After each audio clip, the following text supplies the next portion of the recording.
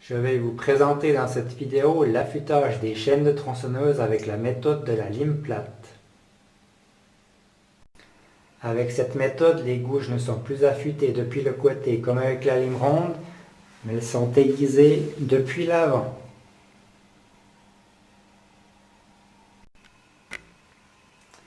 Avant de commencer, tendez toujours votre chaîne au maximum et enclenchez le frein. Ça évitera à la chaîne de reculer pendant l'affûtage. Alors cette méthode convient uniquement pour les chaînes de type angulaire. La lime que je vais utiliser, c'est la lime Goofy. C'est peut-être la lime plate la plus connue et c'est en tout cas la plus simple à utiliser pour se familiariser avec cette méthode de la lime plate. Alors elle comporte deux grandes surfaces recto et verso qui serviront à créer l'angle de biseau, et sur les côtés il y a aussi deux surfaces qui sont usinées et qui serviront à créer l'angle latéral.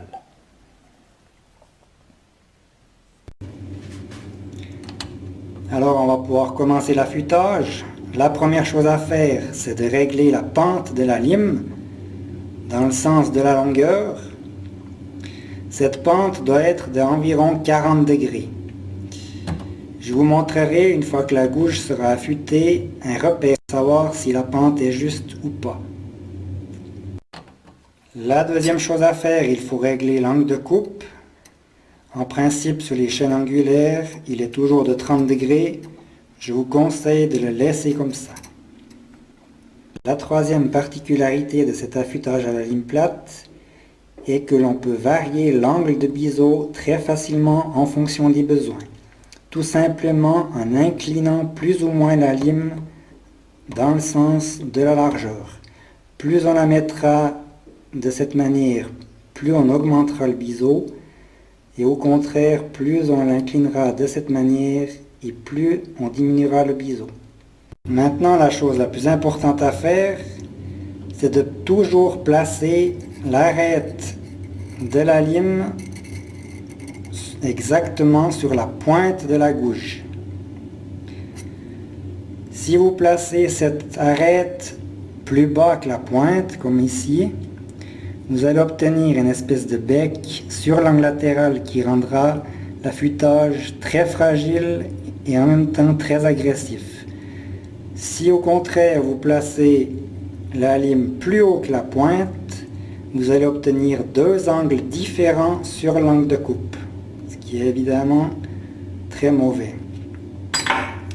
Alors, on place bien l'arête sur la pointe et après on n'a plus qu'à pousser la lime vers le bas.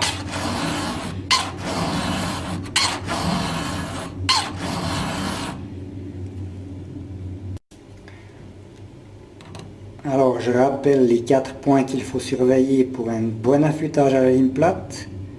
Premièrement, je règle la pente de la lime environ à 40 degrés dans le sens de la longueur. Deuxièmement, je règle mon angle de coupe à 30 degrés. Troisièmement, je règle mon angle de biseau en inclinant plus ou moins la lime dans le sens de la largeur. Et ensuite, je place parfaitement l'arête de la lime sur la pointe de la gouge.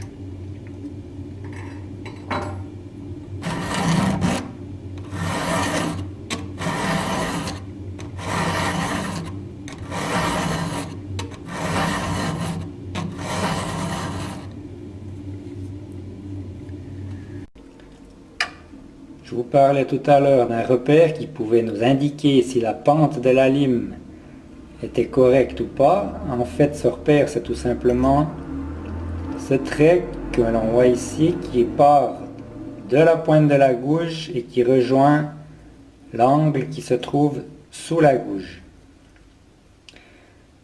Ce trait, en fait, c'est tout simplement l'arête de la lime qui le creuse.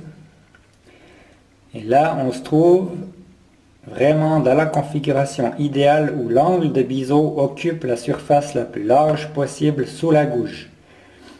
Si vous ne mettez pas cette pente de 40 degrés à haute lime, si vous la tenez par exemple trop basse, ce passage de lime il va se faire plutôt ici,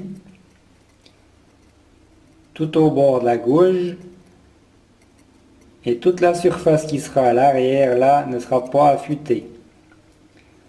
C'est pour ça que c'est vraiment très important d'avoir ce passage de lime qui parte de la pointe et qui rejoigne l'angle qui se trouve sous la gouge. Une fois que vous arrivez à vraiment faire ce passage de lime juste, vous touchez vraiment au but avec l'affûtage à la lime plate.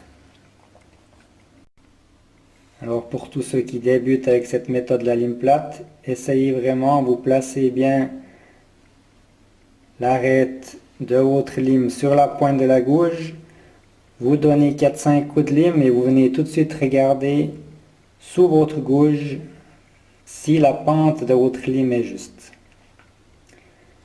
Une fois que vous avez vraiment cette pente qui est juste, c'est vraiment plus qu'une question de variation de l'angle de biseau. À chacun de trouver l'angle de biseau qui lui convient le mieux. Mais en tout cas, c'est très facile avec la lime plate de varier cet angle de biseau, je dirais de 60 à 40 degrés. Tout dépend du type de bois dans lequel on travaille. Je vais encore vous parler des avantages et des inconvénients de la méthode. Le premier avantage, il se situe surtout au niveau de la douceur de coupe, principalement lorsqu'on travaille avec le bout du guide chaîne, par exemple pour des mortaisages, il y a beaucoup moins de risques de rebond. Les autres avantages, je dirais qu'ils se situent surtout au niveau de l'angle de biseau. On peut remarquer qu'il n'y a pas du tout de bavure à l'avant de cet angle. Le tranchant est toujours bien net. Ensuite, on peut parler de la solidité de cet angle. Un biseau qui est affûté à la lime plate, c'est toujours quelque chose de très solide, contrairement à ce que beaucoup de monde pense. Et enfin, le dernier avantage, c'est la facilité de varier cet angle justement en fonction de ses besoins. En ce qui concerne les inconvénients maintenant, le premier se situe au niveau de l'angle latéral. Cette lime Goofy n'arrive pas à creuser un angle latéral assez profondément dans la gouge. Il reste toujours un peu de matière qui n'est pas limée. On le voit bien ici, c'est la surface que j'ai dessinée en rouge. Alors forcément, ce surplus de matière va freiner la vitesse de coupe dans le bois. On comprend bien, si je mets la lime en place, pourquoi il reste surplus de matière. C'est tout simplement à cause de la pente que l'on doit donner à la lime pour obtenir l'angle de biseau idéal. Donc cet angle latéral, on n'a pas d'autre choix que de le vider avec une lime ronde. Par contre, c'est une opération qui est assez rapidement faite et surtout, il n'y a pas besoin de le faire après chaque affûtage. Mais tous les 4 à 5 fois environ, ça suffit largement. Alors je vais le vider assez lentement pour bien voir le travail de la lime sur cet angle.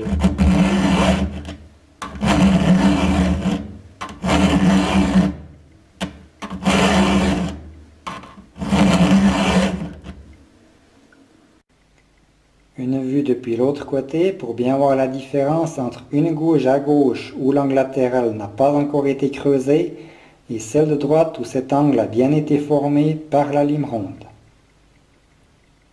Une chose très importante, lorsque vous videz l'angle latéral, faites vraiment très attention de ne pas toucher l'avant de l'angle de biseau avec la lime ronde. Un deuxième petit inconvénient, vous l'aurez remarqué, la lime creuse une légère entaille dans le maillon d'entraînement lors des aiguisages. Au début, vous allez abîmer seulement le maillon d'entraînement et au fur et à mesure des affûtages, vous allez aussi limer le maillon de liaison à l'arrière de la gouge. Vous l'aurez compris, cette usure se fait à cause de la pente que l'on donne à la lime. Alors je vous le dis vraiment, ne vous inquiétez pas pour ces petites entailles, la chaîne résiste très bien à ce genre d'usure. Aussi étonnant que ça puisse paraître, la chaîne ne se casse pas, même dans du bois très dur. Encore une séquence pour vous montrer sur ces deux gouges comme il est très facile de choisir l'angle que l'on veut donner au biseau. À gauche, cet angle est très aigu et à droite, il est plus proche d'un affûtage qu'il y a sur des chaînes neuves.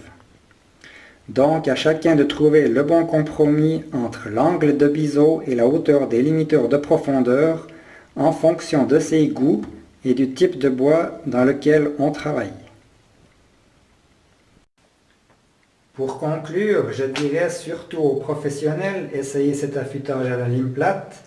S'il est correctement exécuté, vous serez surpris par la vitesse et la douceur de coupe. Au début, ça demande un peu de patience pour se faire la main, mais vraiment, ça vaut la peine.